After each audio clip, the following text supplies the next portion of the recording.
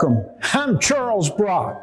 When I first started woodworking, I was a flatboarder, but then I saw the beautiful work of Sam Maloof, and it inspired me to become a sculptured furniture maker.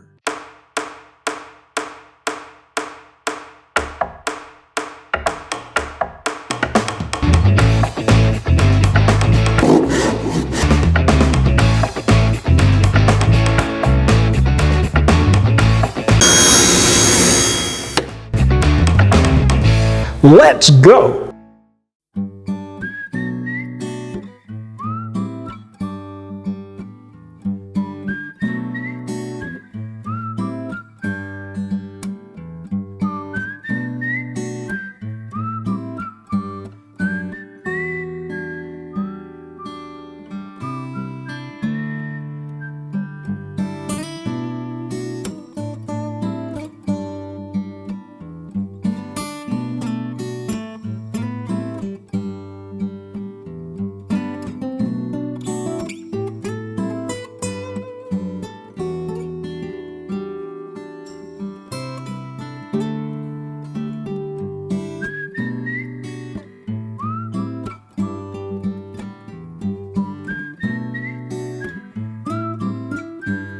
As you see, this works great, helps you to get that 6-degree offset. The 6 degrees comes from, you guessed it, the 6-degree jig. Now, let me tell you a little bit about the development of this jig. I was making the first rocker. The requirement was to cut a 6-degree rip on the adder block. Well, as I made this prototype, I had no idea that almost 15 years later, it would still be the one that I use. And I made it out of some really flimsy MDF and screwed it together. And you see, there's a little bit of wobble there, and I continue to try to tighten it up. It's time for a new one. And so this is an opportunity to make a new one and to show you how to do it. First thing I needed to do was make a drawing of this piece in the middle, because it was the first thing that had to be ripped at 6 degrees. And so you can put one side against the fence, cut one leg, and the other side against the fence and cut the mirror image of the other leg. So I drew it out on a piece of plywood here and looked at the angles. One of the first questions is, how do you cut the original 6 degrees? Let's go over to the table saw, and I've got a board set up, and it's kind of ready to cut, and I'll show you how. All right, I have a jig here that it's kind of which came first, the 6-degree jig or this jig. Well, you're going to need something to hold the board at an angle while you push it through the table saw. I've got this little fence here set to 6 degrees. And so if I hold, this jig holds it on the end right here to keep it from being pushed back that way. All we need to do is put this edge against the fence, and the jig is holding the board at 6 degrees, and we're going to start a cut from this corner right here that will leave us with a 6-degree rip.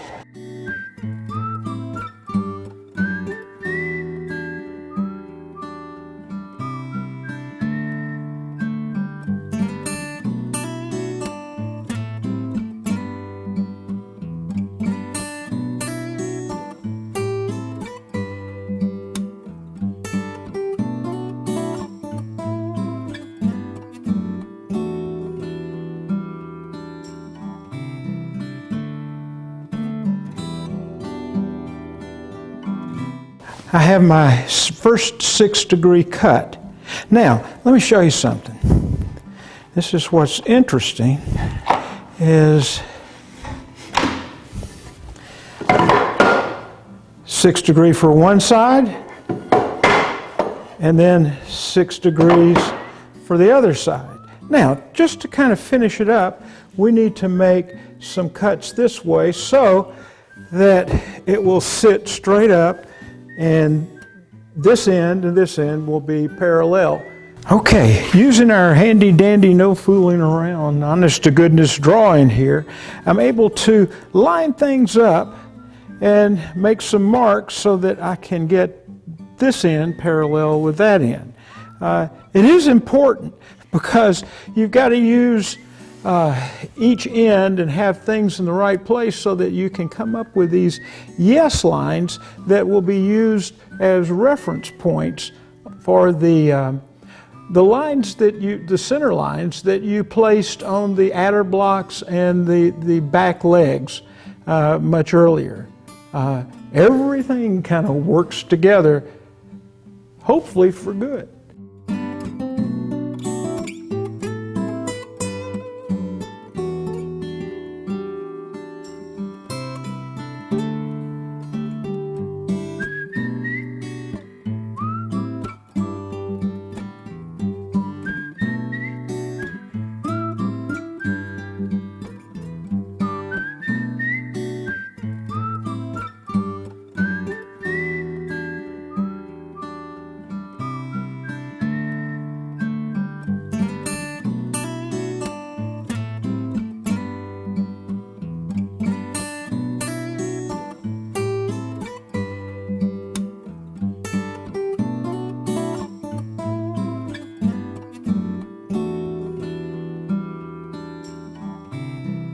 Let's go to the miter saw and we'll finish it up. I have the laser lined up to make a 93-degree cut, which will match up with my blue line right there. So let's get to it.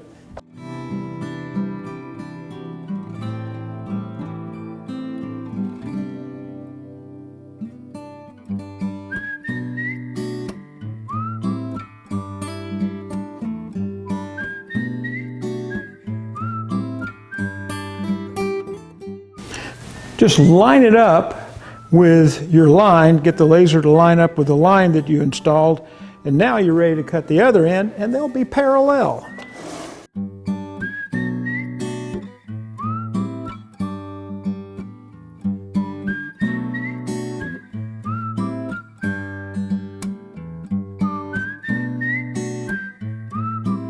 To start with, I milled up my stock to 1.5 inches in thickness this way. Now, you could use 2 3/4 inch thick pieces of plywood or MDF, but if you've got some thicker stock, why not just make it out of something like this? It's just a cut off of walnut that I had.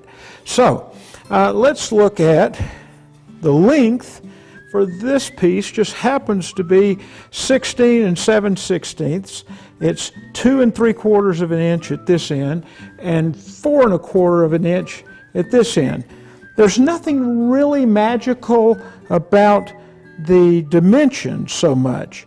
What is magical are the angles. As I told you, I started out, I took 6 degrees off of one side. And then by the time I found these angles here so that this end could be parallel with that end, this is 87 degrees, 87 degrees. It's an acute, those are acute angles. They're less than 90. This up here is 93 degrees. It's an obtuse angle, and 93 degrees there. Just the basic math is if you add up all the degrees for a polygon, a 4-sided polygon, then you come up with 360 degrees is kind of a way to check your measurements and your angles and everything. So that worked out very nicely. I made 2 fences. Each is 22 inches long and 3.5 inches in height. I made some reference marks just so that I found the center, which is always a good thing to do and install as a reference mark. And then I made these marks at the end that are 2 5/16 from the end. I did that so that I could have something to line up right here when I start to put it together. And I'm going to use glue, and I'm going to use some screws.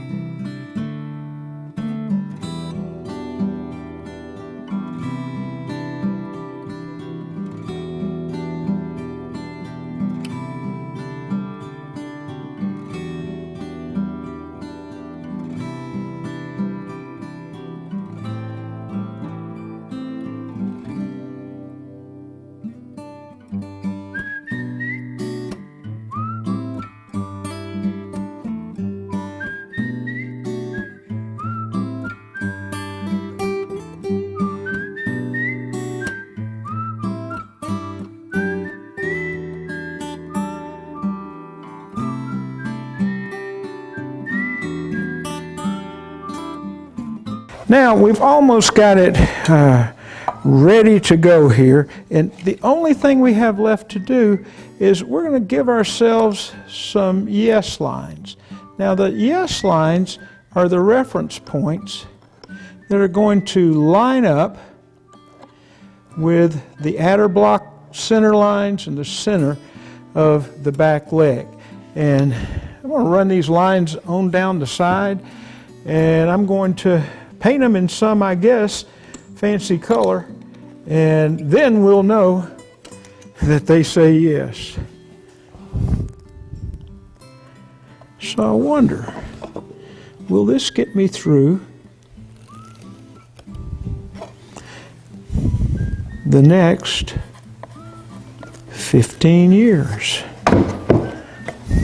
We'll know in 15 years. Yes, sirree. This is exciting. Brand new.